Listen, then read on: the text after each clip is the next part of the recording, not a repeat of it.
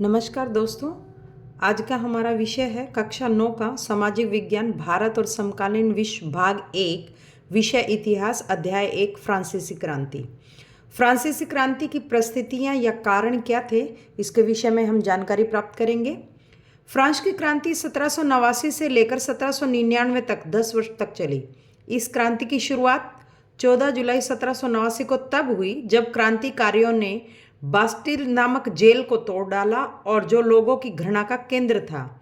इस जेल से कैदी छुड़ा लिए गए, हालांकि उनकी संख्या केवल 7 थी।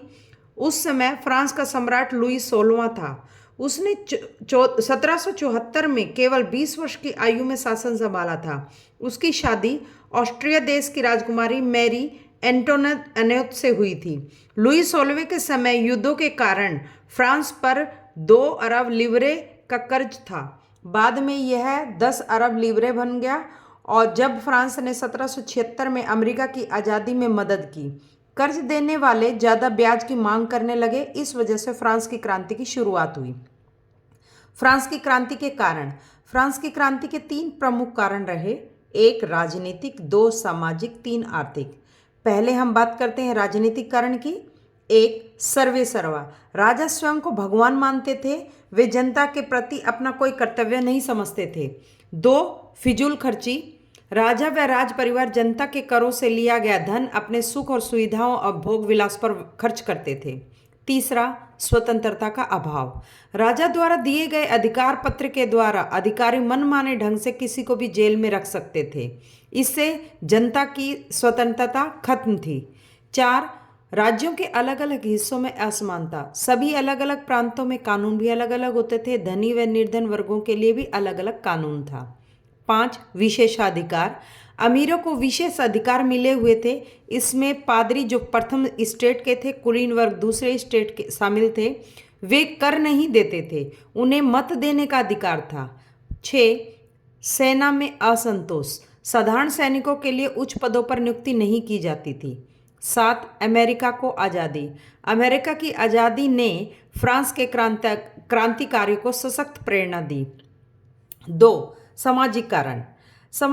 फ्रांस का समाज 3 वर्गों में बटा था। प्रथम स्टेट पादरी वर्ग जो पुजारी होते थे, वे 10% लोग थे, वे कर मुक्त थे, वे कर नहीं देते थे और 60% जमीन के मालिक थे।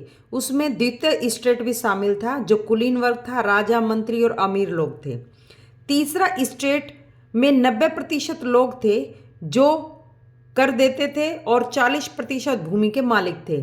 यह तृतीय स्टेट भी 3 भागों में बटा हुआ था। एक में बड़े व्यवसायी, व्यापारी, वकील, कर्मचारी आदि थे, दूसरे में किसान और कारीगर थे और तीसरे में छोटे किसान, भूमिहीन मजदूर और नौकर शामिल थे। पादरी वर्ग। इस वर्ग में चर्च के पादरी आते थे, उनका राज्य अलग होता था। वे धार्मिक कर लोगों से वसूलते थे। इस धार्मिक कर को टाइथ कहा जाता था। यह किसानों की आय का 10वां भाग होता था। 2 कुलीन वर्ग। इस वर्ग में उच्च सरकारी अधिकारी, राजा के संबंधी, परिवार के सदस्य आदि होते थे। वे जनता का शोषण करते थे, उन्हें अनेक विशेष अधिकार प्राप्त थे, इससे जनता गुस्से में थी। 3 सामान्य जनता। इसमें भी 3 वर्ग थे, 1 शिक्षित लोग, वकील, व्यापारी, शिक्षक आदि, 2 किसान और कारीगर, 3 नौकर और गरीब जनता। इस वर्ग के शिक्षित लोग अमीर तो थे परंतु उन्हें कोई अधिकार प्राप्त नहीं था। किसानों के पास ज़्यादा जमीन थी, वे अमीरों के ज़्यादा जमीन नहीं थी, वे अमीरों के बागान और खेतों में काम करते थे। इन सभी को प्रथम व दूसरे स्टेट के नाम का भी कर भरना पड़ता था, जिसने फ्रांस की क्रांति को जोरदार समर्थन किया। तीसरा फ्रांस की क्रांति का मुख्य कारण था आर्थिक कारण। 1 आर्थिक शोषण। युद्धों, राज दरबारों, कुलीन वर्गों आदि के लिए धन तीसरे स्टेट के कर से लिया जाता था जो कि 80 से 92% होता था। 2 उच्च वर्ग कर मुक्त। उच्च वर्ग को कर नहीं देना पड़ता था, जिससे जनता कर के बोझ से दबी जा रही थी। 3 अमेरिका को वित्तीय सहायता। फ्रांस ने इंग्लैंड से बदला लेने के लिए अमेरिका को युद्ध में मदद की, जिससे फ्रांस को अन्य देशों से कर्ज लेकर अमेरिका को मदद दी। अन्य कारण दार्शनिकों का प्रभाव और भीषण अकाल। पहला आता है दार्शनिकों का प्रभाव। फ्रांस जैसी दशा लगभग यूरोप के सभी देशों में थी। रूसो, मॉन्टेस्क्यू, वोल्टेयर जैसे दार्शनिकों ने फ्रांस के तीसरे स्टेट के लोगों में ज्ञान कराया कि वे इस बंधन से मुक्त हो सकते हैं। दूसरा है भीषण काल।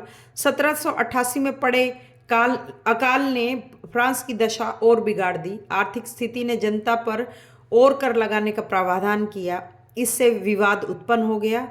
इससे पेरिस की जनता भड़क उठी और बास्तिल की जड़ को तोड़ डाला। फ्रांस का संवैधानिक राजतंत्र।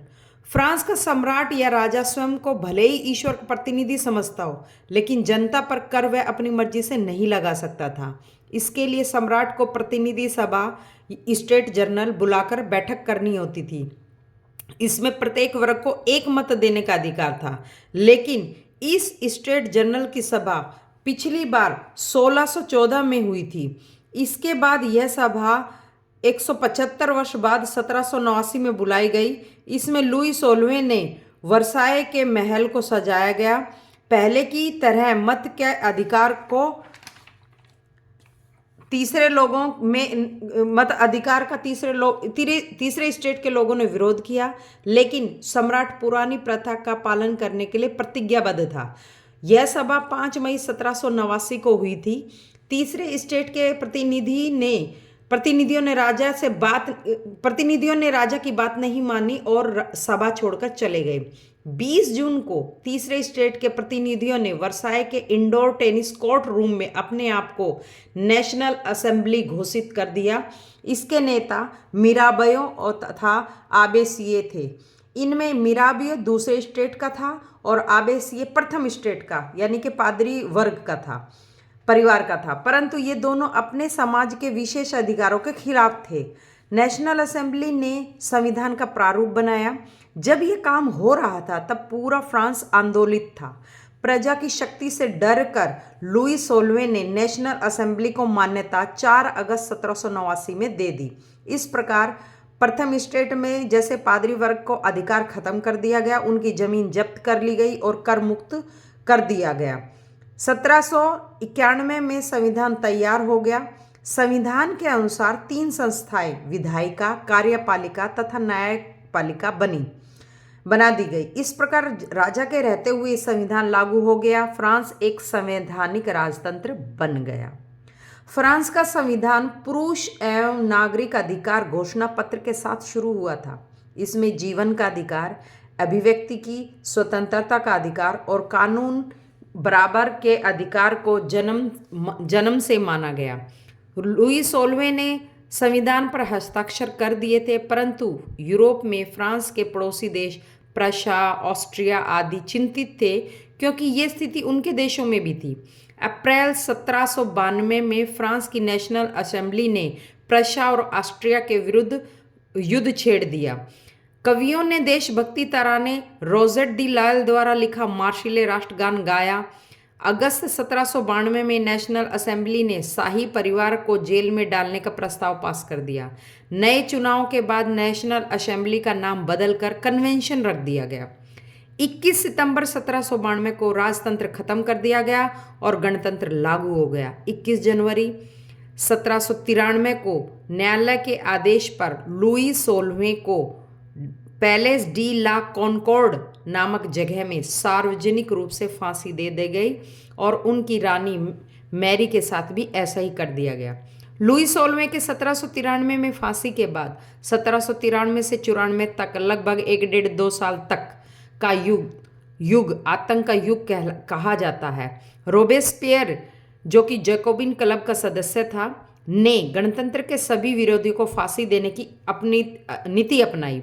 इससे स्वयं उसके साथी समर्थक भी परेशान हो गए और 1794 में रोबेस्पियर को भी फांसी दे दी गई। रोबेस्पियर की जैकोबिन क्लब की सरकार के पतन के बाद सत्ता मध्य वर्ग के अमीरों के पास आ गई।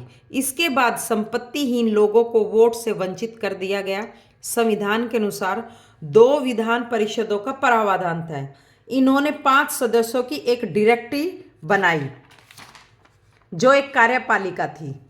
ये सदस्य हमेशा विधान परिषदों से झगड़ते रहते थे। इस झगड़े के कारण डायरेक्टरी की अस्थिरता ने नेपोलियन बोनापार्ट नामक सैनिक को फ्रांस का सर्वेसर्वा बना दिया, जिसने 1804 में खुद को फ्रांस का सम्राट घोषित कर दिया। उसने पुराने राजवंशों को हटाकर नए साम्राज्य बनाए। नेपोलियन खुद को यूरोप के आधुनिकीकरण का अग्रदूत मानता था। उसने दशमलव पद्धति की नाप तोल की एक समान प्रणाली चलाई। उसके समय फ्रांस के संविधान द्वारा प्रदत्त आदर्श जो 3 थे, एक था स्वतंत्रता, दूसरा था समानता, तीसरा था बंधुता, ये प्रेरणा बने रहे। नेपोलियन जनता को स्वतंत्रता दिलाने की उम्मीद था, जो जल्द खत्म हो गई। जनता को लगा यह हमें आज़ादी नहीं देगा, क्योंकि तब तक वह निरंकुश बन गया था। 1815 में वाटरलू के युद्ध में यूरोप के देशों ने मिलकर उसे हरा दिया और हेलेन द्वीप पर मरने के लिए छोड़ दिया, जहां वह 1821 में 51 वर्ष की आयु में मर गया। नेपोलियन की मृत्यु के काफी समय बाद यूरोप में के बाकी हिस्सों में मुक्ति व क्रांतिकारी उपायों का प्रभाव पड़ने लगा। 1794 में कन्वेंशन ने दास प्रथा को जो खत्म किया था, उसे नेपोलियन ने फिर से शुरू कर दिया था। अंतिम रूप से दास प्रथा का उन्मूलन या खत्म होना 1848 में किया गया। फ्रांस की महिलाएं शुरू से ही समाज की गतिविधियों में शामिल रही थी, लेकिन उन्हें मत का अधिकार नहीं दिया गया था। इसके लिए फ्रांस की सक्रिय महिला ओलंप दे गूज ने फ्रांस के संविधान पुरुष एवं नागरिक अधिकार घोषणा पत्र का विरोध किया, लेकिन रोबेस्पियर ने सरकार ने देशद्रोह के मुकदमा चलाकर उस महिला को फांसी पर लटका दिया। मताधिकार और समान वेतन के लिए महिलाओं का आंदोलन अनेक देशों में भी चलता रहा। अंततः 1946 में फ्रांस की महिलाओं को मत का अधिकार मिल गया। फ्रांस की क्रांति की सबसे बड़ी महत्वपूर्ण विरासत स्वतंत्रता और जनवादी अधिकारों के विचार थे। इन विचारों ने धीरे धीरे फ्रांस के बाहर दूसरे देशों में भी अपना प्रभाव फैला दिया और राजतंत्र धीरे धीरे दूसरे देशों में भी खत्म होने लगा तथा उपनिवेशों को कहा जाता है कि एक देश का दूसरे देश पर कब्जा, यानी एक देश का दूसरे देश को दास बना लेना को भी मुक्ति मिलने लगी थी। भारत में प्रेरित होने वाले 2 व्यक्ति थे, एक था टीपू सुल्तान और दूसरे थे राजा राम मोहन राय।